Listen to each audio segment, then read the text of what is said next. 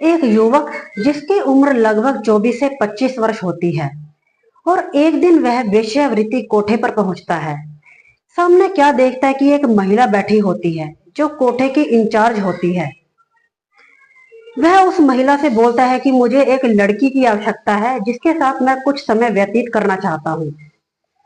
वह लड़का देखता है कि वहां कई लड़कियां होती हैं जो छोटे छोटे कपड़े पहने होती हैं और उन्हीं लड़कियों के बराबर में एक लड़की खड़ी होती है जो देखने में काफी मासूम होती है।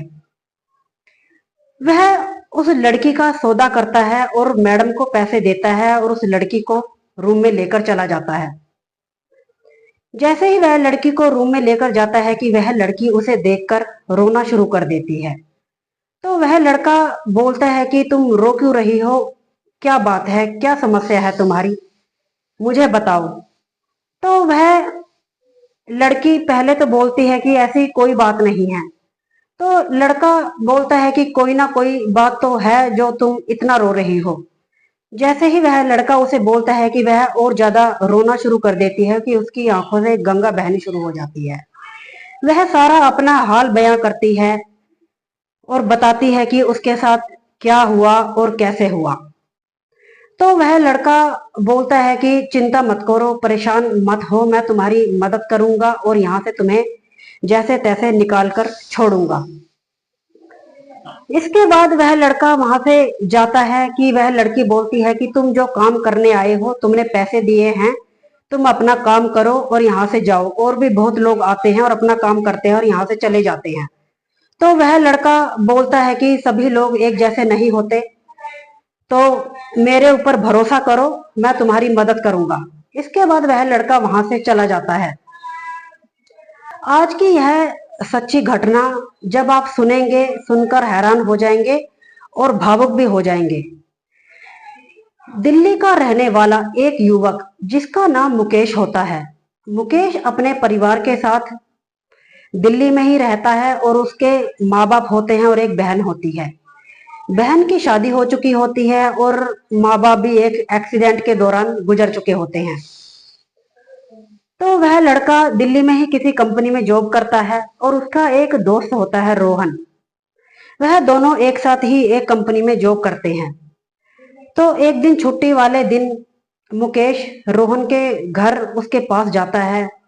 दोनों बैठ के काफी बातें करते हैं और बात करते करते उन्हें काफी समय गुजर जाता है कि रोहन बोलता है कि मुकेश तुम बहुत अकेले अकेले रहते हो, कुछ मजे करो, कुछ एंजॉय करो, तुम भी कुछ मौज मस्ती करो।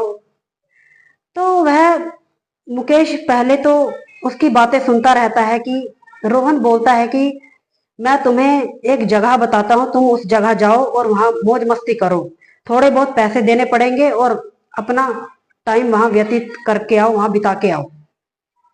तो वह रोहन के कहने से वहां दिल्ली के जीबी रोड वहां कोठे पर पहुंचता है और वह उस लड़की, जो लड़की होती है देखने में काफी खूबसूरत होती है, जिसे अगर कोई एक बार देखे तो देखता ही चला जाए। वह देखने में इतनी खूबसूरत होती है कि वह लड़का जब उसे देखता है कि देखता ही चला जाता है। तो वह वहां की जो मैडम होती है, इंचार्ज होती है, कि बोलता है कि मुझे इस लड़की की आवश्यकता है, तो मुझे इसके साथ समय व्यतीत करना है। तो वह महिला बोलती है कि इस लड़की के अलग से पैसे लगेंगे, इसके ज्यादा पैसे लगेंगे। तो वह महिला बोलती है कि इसके 2,000 रुपये तुम्हें देने पड़ेंगे और 2 घंटे का समय तुम्हें मिलेगा। तो इसके बाद वह तो उस लड़की को रूम में लेकर चला जाता है। पहले तो वह लड़की उसे देखकर रोना शुरू कर देती है। तो मुकेश पूछता है कि पहले तो यह बताओ तुम्हारा नाम क्या है।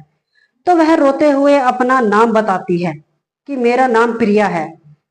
तो मुकेश बोलता है कि प्रिया बताओ तुम्हारी क्या समस्या है और तुम रो क्यों रही हो, तुम्हारे साथ क्या गलत हुआ है, मुझे ऐसा लग रहा है तुम्हारे साथ बहुत गलत हुआ है और तुम्हारे साथ जबरदस्ती हुई है। तो प्रिया अपनी सारी कहानी मुकेश को बताती है कि मैं बिहार की, जिला वैशाली की, वैशाली में एक गांव पड़ता है, वहां की रहने वाली हूँ। मेरे माता पिता मजदूरी का काम करते हैं और मेरे 2 बहन भाई हैं जो छोटे छोटे हैं। और जो प्रिया होती है उसकी उम्र लगभग 18 से 19 वर्ष होती है। तो बताती है कि मेरे माँ बाप मेहनत मजदूरी करते हैं और उसी से हमारा जीवन यापन होता है। कि मैं एक दिन बाजार में कुछ सामान लेने के लिए गई थी। वहां पर एक गाड़ी आई जिसमें 4 व्यक्ति बैठे होते हैं और मुझे वहां से अगवा कर लेते हैं और मेरे साथ मुझे जबरदस्ती गाड़ी में बिठाकर ले जाते हैं। इसके बाद मुझे एक बेहोशी का इंजेक्शन लगा देते हैं और इसके बाद मुझे कुछ बेहोशी की दवाई सुंघा देते हैं और मैं वहां बेहोश हो जाती हूँ। इसके बाद मुझे यहाँ कोठे पर लाके फेंक दिया जाता है। जिसके थोड़े समय बाद मुझे पता लगता है कि मुझे दिल्ली के जीबी रोड लाकर फेंक दिया गया है। इन्होंने मेरे साथ बहुत गलत किया, मेरे साथ बहुत मार पिटाई की और मेरे को सेक्स के इंजेक्शन और मुझे गोलियां देनी भी शुरू कर दी। तो वह अपना पूरा हाल बयां करती है कि मेरे माँ बाप वहां बहुत परेशान हो रहे होंगे, रो रहे होंगे। और उधर प्रिया के माँ बाप भी बहुत परेशान होते हैं। उसकी रिपोर्ट थाना में लिखवाते हैं और जहां वह मजदूरी मेहनत का काम करते हैं और वह मालिक से भी बात करते हैं कि हमारी लड़की लापता हो गई है, कुछ पता करो और हमारी मदद करो। वह उसके माँ बाप काफी भटकते हैं, काफी अपनी बेटी को खोजते हैं कि लेकिन उन्हें अपनी बेटी प्रिया का कहीं पता नहीं चलता और थक हार कर बैठ जाते हैं। इसके बाद मुकेश प्रिया की पूरी कहानी सुनता है। इसके बाद उससे वादा करता है कि मैं तुम्हें यहाँ से निकलवा कर रहूंगा। मुझे चाहे इसके लिए कुछ भी करना पड़े, लेकिन मैं तुम्हें इस वेश्यावृत्ति से, इस कोठे से निकलवा कर ही रहूंगा। इसके बाद वहां से मुकेश चला जाता है और वहीं पुलिस थाना में जाता है और वहां रिपोर्ट लिखवाता है और उस लड़की की पूरी कहानी पुलिस थाना में जाके बताता है। अगले दिन सुबह के समय पुलिस वहां कोठे पर छापा मारती है और वहां और भी लड़कियां होती हैं जहां उस वेश्यावृत्ति से पुलिस उनको छुड़ाती है और वहां वेश्यावृत्ति से निकालती है। इसके बाद उनमें से कुछ लड़कियों को उनके घर, उनके परिवार में भेज दिया जाता है। इसके बाद पुलिस उस लड़की प्रिया से भी पूछती है कि तुम क्या चाहती हो, तुम अगर कहो तो तुम्हारे घर, तुम्हारे गांव भेज दिया जाए।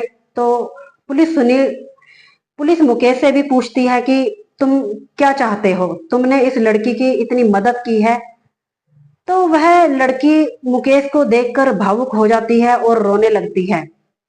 तो वह लड़की मुकेश को बोलती है कि अगर तुम चाहो तो मैं तुम्हारे साथ शादी करना चाहती हूँ, तुम्हारे साथ घर बसाना चाहती हूँ, तुम्हारे साथ एक नया जीवन शुरू करना चाहती हूँ। मुकेश पहले तो सोच में पड़ जाता है और फिर उसके बारे में उसके मन में पता नहीं क्या आता है कि वह उससे शादी करने के लिए तैयार हो जाता है और उसे अपनी संगनी बनाने का फैसला कर लेता है। वहीं पुलिस उन दोनों की मंदिर में, वहीं के एक मंदिर में दोनों की शादी करवा देती है, दोनों की जयमाला डलवा देती है, फेरे करवा देती है। इसके बाद मुकेश प्रिया से शादी करके उसे अपने घर ले जाता है और अपना जीवन व्यतीत करता है खुशी से।